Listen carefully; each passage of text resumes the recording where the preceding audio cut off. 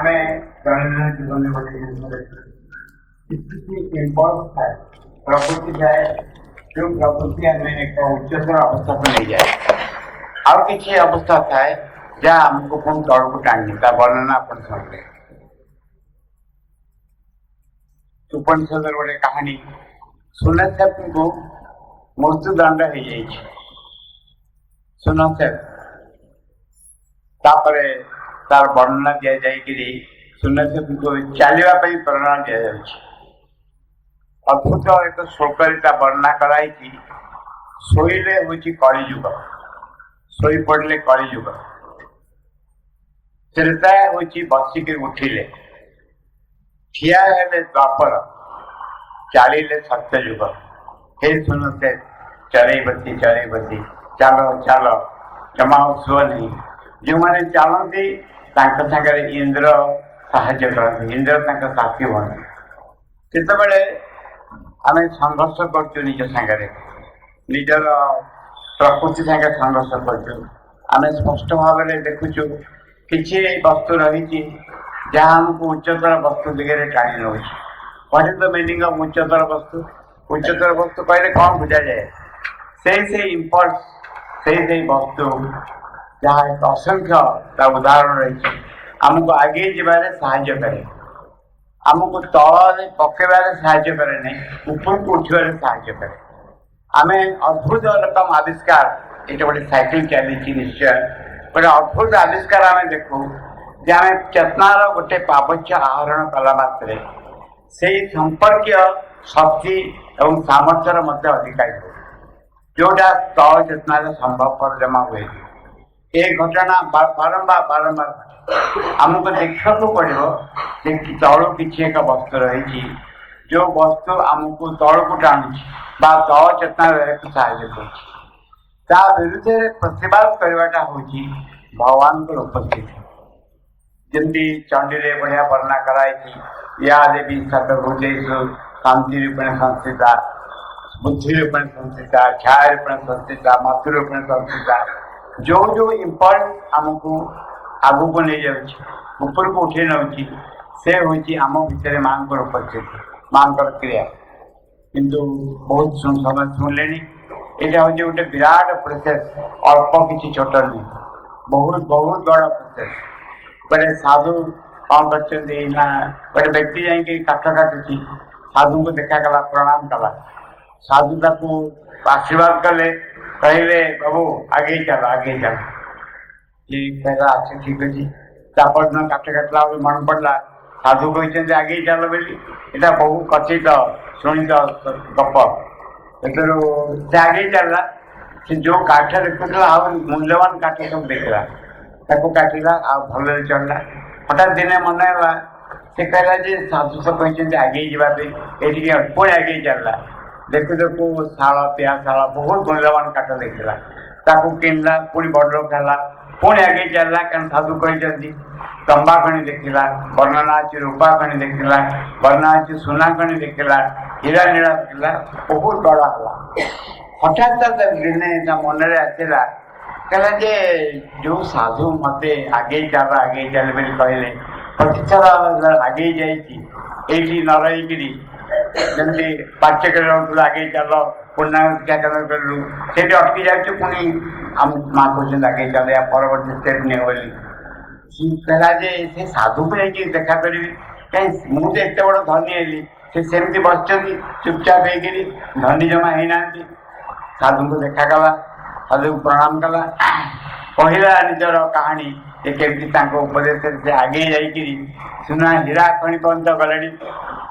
କିନ୍ତୁ ମହାରାଜ ଗୋଟେ କୋଶ୍ଚିନ୍ ମୋର ରହୁଛି, ଆପଣ ମତେ ଶିଖଉଛନ୍ତି ଆଗେଇ ଯିବା ପାଇଁ, ଆପଣ ତ ନିଜେ ଏମିତି ଆଗେଇ ଯାଇବା ଦେଖୁନି କି, ଏପଟେ କାର୍ଯ୍ୟ କରିବା ଦେଖୁନି କି, ଧନୀ ହେବା ଦେଖୁନି। ତାପରେ ଚୁପ୍ ରହିକି କହିଲା, ମୋର ମନେ ହଉଛି ଆପଣଙ୍କ ପାଖରେ ଏମିତି କିଛି ଜିନିଷ ଅଛି ଯାହା ସୁନା ହୀରା ନୀଳା ୟାଠୁ ଆହୁରି ମୂଲ୍ୟବାନ। ସାଧୁ କହିଲେ ହଁ। ନା ତାହା ପ୍ରାପ୍ତ କରିବାକୁ ଚାହୁଁ କି? ସାଧୁ ପଚାରିଲେ। ନା ହଁ ଚାହେଁ। ଫେରି ଆସିଲା, ଯାହା ଗପରେ ବର୍ଣ୍ଣନା ଅଛି। କ'ଣ କଲା ନା, ତାର ଯାହା ଥିଲା ବସ୍ତୁ, ଜମି ବାଡ଼ି ବ୍ୟବସାୟ, ଅନ୍ୟମାନଙ୍କୁ ବୁଝେଇ ଦେଲା, ପିଲାମାନଙ୍କୁ ଆସିକି ସାଧୁଙ୍କ ସାଙ୍ଗେ ରହିଲା। से धन प्राप्त करने जहाँ आगे चाहिए प्राप्त हुए आगे चाहिए बहुत जिन प्राप्त हुए कौन सी जगह बांधि पड़ा ताकू beginning and end of everything मिल भाईवा it is not the sign of living element जीवंत वस्तु नहीं आम चाहूँ कि गोटे धरण धारा कारण गोटे चेतना आम रही जो चेतना आम अभ्यस्त अभ्यस्त रही यही आम ऊपर को ठिया हवा मात्रे किसी एक वस्तु जहाँ जो संपर्क में गभीर आलोचना सुनले चेतना रूपांतर से वस्तु आमको तल को टाणुची भावुचे अलग एक जीवन यापन करने विरुद्ध प्रतिवाद करने माँ उपस्थिति it something very aim of life जीवन एकमात्र उद्देश्य ये विशाल कहानी समग्र जड़ भितर जहाँ श्रीमंत वर्णना कर गप आकार समग्र जड़ भितर जीवन स्पंदन से स्पंदन आगे चलती पशु पक्षी जीव ये वृक्षलता परिणत होती आगे चलती जीवजंतु परिणत होती पुणी से स्पंदन आगे चली मनुष्य परिणत होती आम बंद हो ना आगे जा जदि आम मांकड़े बंद हो जाता आम कही ये विवर्तन ये पृथ्वीर श्रेष्ठ लक्ष्य हूँ भल मांकड़ प्रस्तुत करवा यूनाइटेड किंगडम ऑफ मंकीज तैयारी करवा जो प्रेसिडेंट हवा सेक्रेटरी हवा आम कही न कही प्रकृति आम भर आउ एक स्टेप नहीं आउ एक अवस्था पहुंची अद्भुत कथा जो माकड़ अवस्था जो जो सब प्रोब्लेम आम फेस करूँ मनीष अवस्था different type of problem face कर मनीष अवस्था जो प्रोब्लेम आम फेस कर कौन प्रोब्लेम फेस कर नियम हूँ जे जरा हूँ बुद्धत्व हूँ रोग हूँ मृत्यु हूँ ये हूँ एटिकार नियम ये परिवर्तन एवं आम युद्ध करुचु कहीं चुपचाप ही बसनु युद्ध करुचु निज धारा चेष्टा करुचु जमी बुद्धत्व को प्रतिहत करूँ जो आम मृत्यु को प्रतिहत करूँ रोग को प्रतिहत करूँ चेष्टा करुचु प्रोब्लेम यही चेतना संभव पड़े we have to take a next step आम आम अवस्था बाहरी जा कहते आम जन बसीचु समस्त जदि जीवन कहानी लिखा जाए प्रत्येक गोटे गोटे चमत्कार नॉवेल हम चमत्कार नॉवेल हम प्रत्येक सब नॉवेल सारांश गोटे रे सल्यूशन यही स्टेज ना यही लेवल ना आउ एक लेवल अच्छी आपको कन्भिन्स हवा अर्थ हूँ बुझा जाना मु जो अवस्था रही कजिया कर मो सांग सागे मो मो सांगे जो कम कर कजिया कर जो रही कजिया कर लेवल यार समाधान नहीं परवर्ती लेवल समाधान it is extremely interesting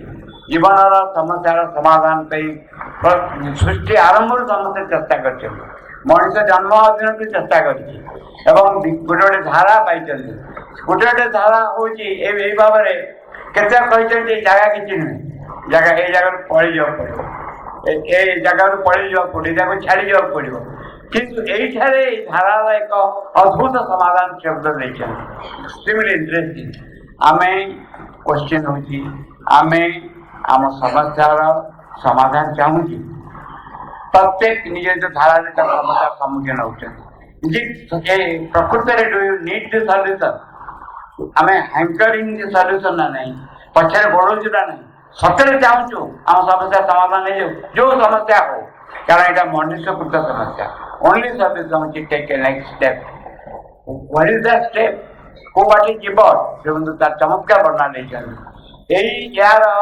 solution मूल मंजी सीड ऑफ द सल्यूशन सतरे जब मैं चाहे जो समाधान हो सल्यूशन हूँ मो भीतर रही more deep in the heart मुझे अड़िया को मोर गोटे बढ़िया मुक्ता हजि जाइए सुनाहार हजि जाइए मनकर मुझे खोजुची विभिन्न आड़े अड़िया खोई भीतर हार तक पाँच ठीक से बाहर चिंता बाहर इमोशंस बाहर फिलिंग्स तार अंतराल मोर एक परिचय रही मु कार पुओ कार झील कार बापा कार भाई कार भौणी कार सांग मोर गोटे परिचय रही से परिचय अंतराल मोर आउ एक परिचय रही से परिचय प्रति सीरियसली पाइबा खोजा परिचय को प्राप्त करवा परिचय को धरी रखा से अनुसार निजे निजे पाखे परिचित हवा this is the solution to many problems is it interesting is it interesting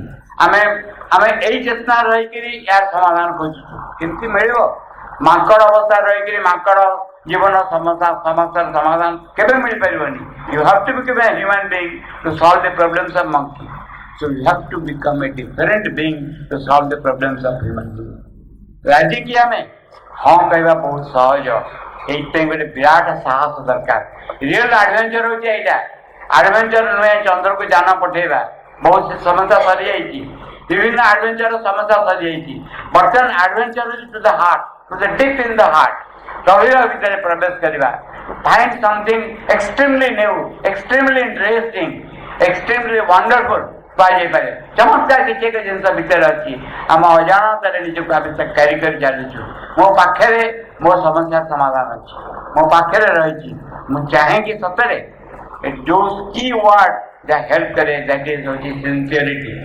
sincerity Odia कौन सिंसियरिटी ओडिया सतरे चाहिए सिंसियरिटी ओडिया सतरे चाहिए मुझे जस्ट शुणुची ना सतरे चाहूँगी मु सीरियस की मो प्रॉब्लम सॉल्व करने जल्दी सीरियस ताले माँ सांगे रहे